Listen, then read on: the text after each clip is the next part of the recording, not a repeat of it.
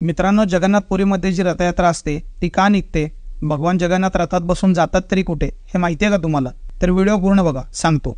रथयात्रेच्या 58 दिवस अगोदर म्हणजेच अक्षय तृतीया दिवशी या रथबांधणीला सुरुवात होते आणि आषाढ महिन्याच्या दुसऱ्या दिवशी म्हणजे शुक्ल पक्ष द्वितीयेला ही रथयात्रा निघते. इथून भगवान जगन्नाथ, त्यांचे भाऊ बलराम आणि बहीण सुभद्रा हे तिघे भव्य रथात बसून त्यांच्या मावशीच्या घरी म्हणजेच मंदिरापासून 3 किलोमीटर लांब असलेल्या गुंडीच्या मंदिरामध्ये 7 दिवस राहायला जातात आणि 10व्या दिवशी म्हणजेच आषाढ दशमीला तिन्ही रथ मुख्य मंदिरात परत येतात.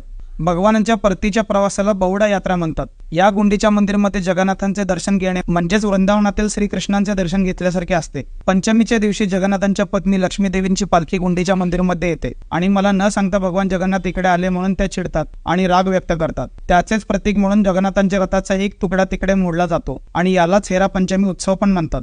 रथयात्रेदरम्यान भगवान जगन्नाथांचा रथ हा सालबेग नावाच्या मुस्लिम भक्ताच्या मजारीजवळ थांबवतात. मुस्लिम असल्यामुळे तो मंदिरात जाऊ शकला नव्हता, म्हणून स्वतः जगन्नाथ त्यांच्या भेटीला येतात. या रथांची विशेष नावे पण आहेत, जसे की भगवान जगन्नाथांच्या रथाचे नाव नंदीघोष, बलरामांच्या रथाचे नाव तालध्वज आणि देवी सुभद्रांच्या रथाला देवदालन म्हणतात. रथयात्रेत सगळ्यात पुढे बलरामांचा रथ असतो, तर मध्ये सुभद्रा देवींचा आणि सगळ्यात शेवटी भगवान जगन्नाथांचा रथ असतो. लाखो लोक हे तिन्ही रथ एकदम उत्साहाने आणि भक्तिभावाने ओढतात. जे लोक मंदिरामध्ये जाऊ शकत नाहीत त्यांना दर्शन देण्यासाठी स्वतः भगवान जगन्नाथ मंदिराबाहेर येतात. असा हा डोळ्यांचे पारणे फेडणारा सोहळा बघण्यासाठी लाखो लोक पुरीमध्ये उपस्थित असतात. यावर्षी ही रथयात्रा 7 जुलैला झाली आणि पुढच्या वर्षी 27 जूनला होणार आहे. तर हा व्हिडिओ सेव्ह करून घ्या आणि पुढच्या वर्षी रथयात्रेला नक्की जा. जय श्री जगन्नाथ.